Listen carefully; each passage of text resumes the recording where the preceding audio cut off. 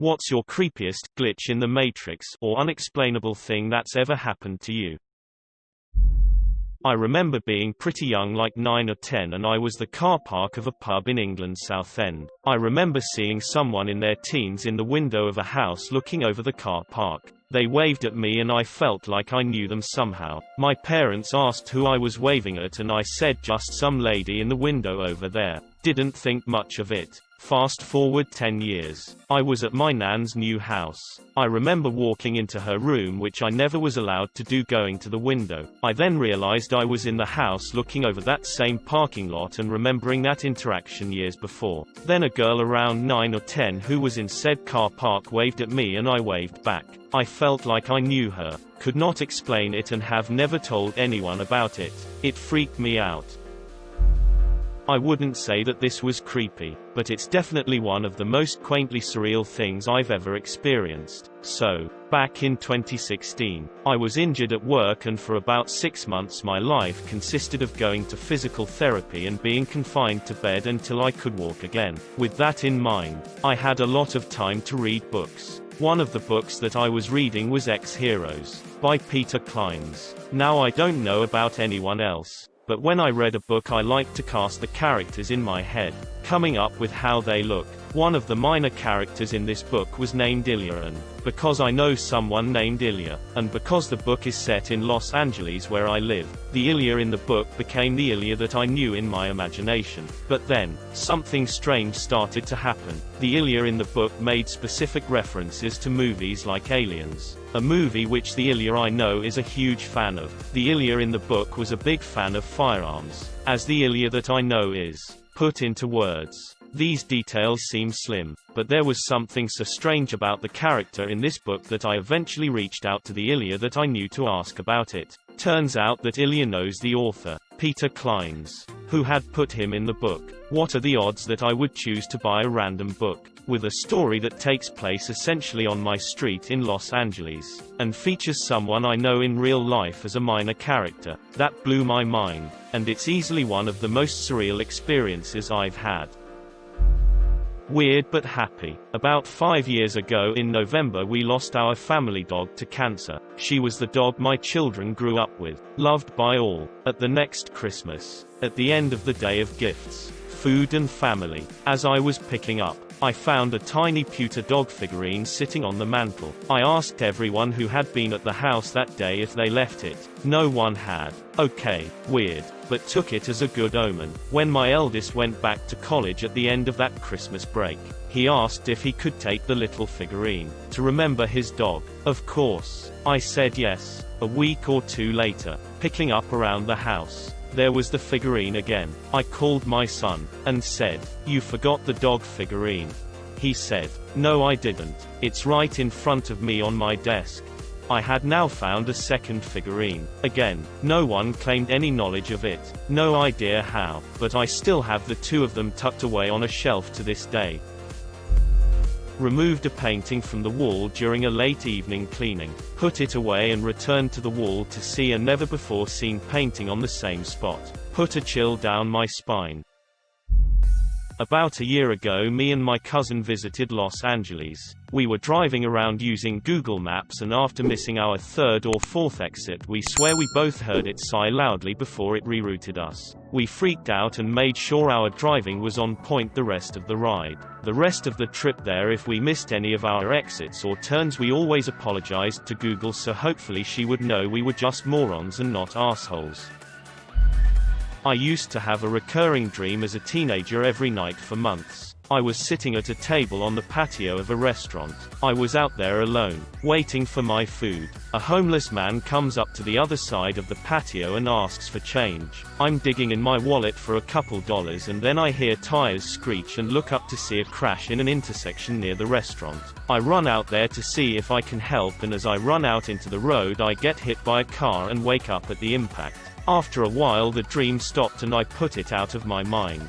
Fast forward to me being 28 and sitting at and on the border, on the patio waiting for my food. A homeless guy comes walking past the restaurant but doesn't stop and ask for change. It makes me think about that dream though, and I start to feel uneasy. Shortly after, I hear the tires screech and I see a wreck happen in the intersection near the restaurant. I begin to run out there but stop at the sidewalk and look out towards incoming traffic, and there is an SUV not slowing down. She was on her phone and blew through the intersection completely unaware of what had just happened. Ran out and checked on the people. Everyone was fine.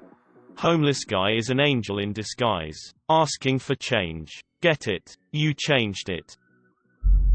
I died. I saw it. I lived it. Either it was another world with a version of me that died I saw, or I'm going crazy but I died. We had a pep rally in school, and after it was finished we had to go back to class. Well, my friend and I were not into that, so we wanted to tour across the street to Sonic. Across the school there is not heavy traffic, but if you don't pay attention you could get hit. Well, I remember walking with him and he dropped something, so I went across the street first. I just saw a red Tahoe heading right for me and I got hit. I remember everything. I remember gasping for air. I remember waking up and sleeping again. Then nothing. All of a sudden I was back in the stadium again, and the exact same words came out of the principal's mouth. My friend wanted to go get Sonic but I was freaking out. Was asking him everything. I thought it had to be a dream. So I went with him just to see what would happen. He dropped his stuff again and I waited. To my horror, that same red Tahoe showed up. I told him that I'm going back to school. I ain't dying again. I can still see the other version of me on that street, just messed up. Not even moving.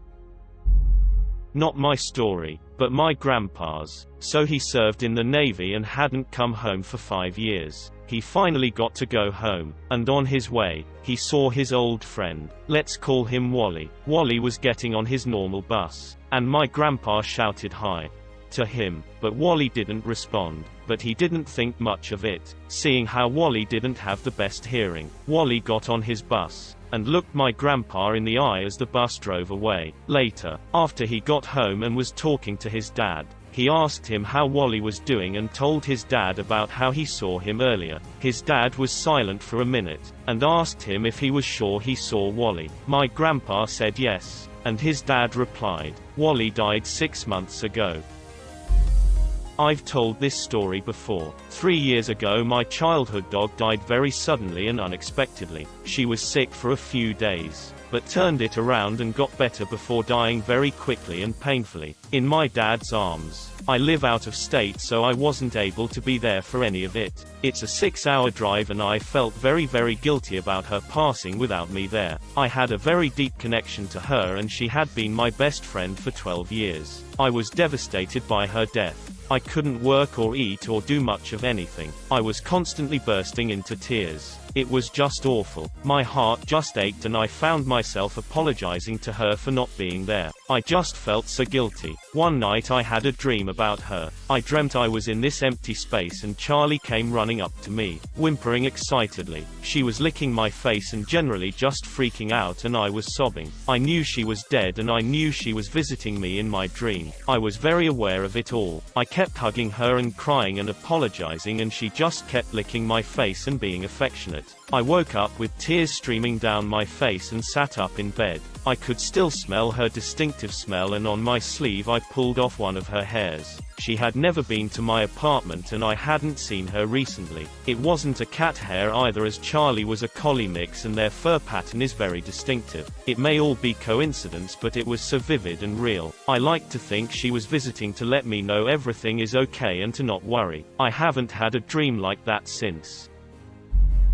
This happened around 1991. It's the middle of the night. I'm standing in my sister's living room and it must be a full moon, because even though it's around 1 AM and the lights are off, I can see clearly. There's a mixing bowl with popcorn kernels in the bottom on the floor in front of the TV and some rental VHS in a pile nearby. I hear a noise and turn around to see my sister's normally very friendly Labrador Retriever looking like Cujo, fangs bared, snarling, hackles raised. Suddenly there's a bright flash of light and I wake up like I hit the bed from a great height. I think that was a weird dream. Eventually, I fall back to sleep and in the morning I call my sister, planning to tell her the story, but she preempts me by telling me about the weird thing that happened in the night. They woke up to the sound of the dog snarling at about 1 a.m. Her husband thought there was a prowler in the house, got a gun and went to find the dog. She was standing in the living room snarling at the middle of the room. He couldn't see anyone, so he flipped on the light. No one was there. The dog instantly stopped snarling and walked to her bed like nothing had happened. He checked the property and went back to bed. We talked a bit and I found out they watched some rental movies and of course we had popcorn. Why? My sister is a little woo-woo at times, so I decided not to tell her about my night. She lived about 450 miles away by the way. When I was a teenager, my family lived in a big 115-year-old brick house. Plenty of creepy stuff happened, but one night I was heading to bed when the door between the first floor kitchen and the basement stairs absolutely slammed shut. It had a unique sound that I recognized immediately as the kitchen-basement door. There were no windows open that could have caused a draft. Our dog was asleep on the second floor. I was on the second floor. My parents were both asleep in the third floor. Attic had been converted to a master bedroom. None of us could have shut the door. I was terrified. I worked up the courage to go investigate, carrying my hilariously teeny pocket knife for protection. As I went downstairs I turned on every light. When I reached the kitchen, the door was wide open. Even more freaked out I ran back up to bed leaving the lights on. A minute or two later, I heard a definite SSSHHH okay from downstairs. I laid in bed and was ready to accept my demise. Eventually I somehow fell asleep and in the morning I was there first. Downstairs I woke up before my parents and dog and found that the lights were all off and the basement door had been shut again. Damn, sounds like you almost got robbed.